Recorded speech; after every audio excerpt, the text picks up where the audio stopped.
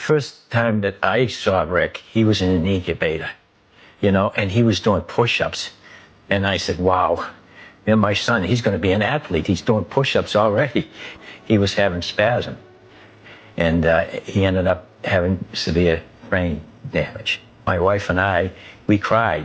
And we talked about it, and we said, no, we're not going to put Rick away like the doctor suggested, put him in an institution. We used to go do a lot of camping, and we go to campgrounds and they have these big swimming pools there, and they'd take Rick and they'd throw him in the pool. We did everything as a family, and everything that we could do, we found a way to do it with Rick. So we went and met some engineers from Tufts University in Boston, and we talked to them, and they built what was called the TIC, the Tufts Interactive Communicator, and Rick's mother named it the Hope Machine.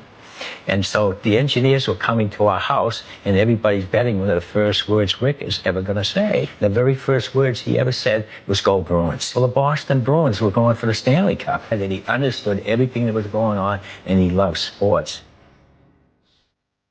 I am loved.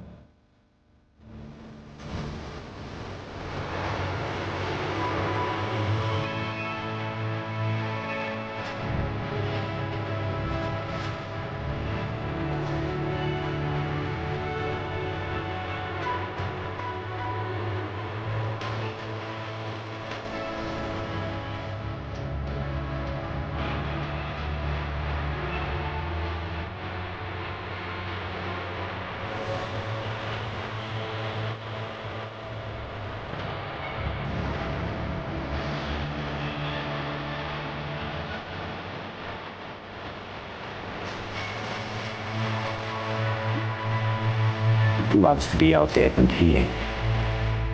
To me, finishing is so important. It is a representation of my life. Mom and Dad could have quit when I was born, but they didn't. They could have given up trying to help me learn to communicate or trying to get me into public school. They chose to continue, and because of that, I have had one heck of a ride. So many people raced now because of me and my dad.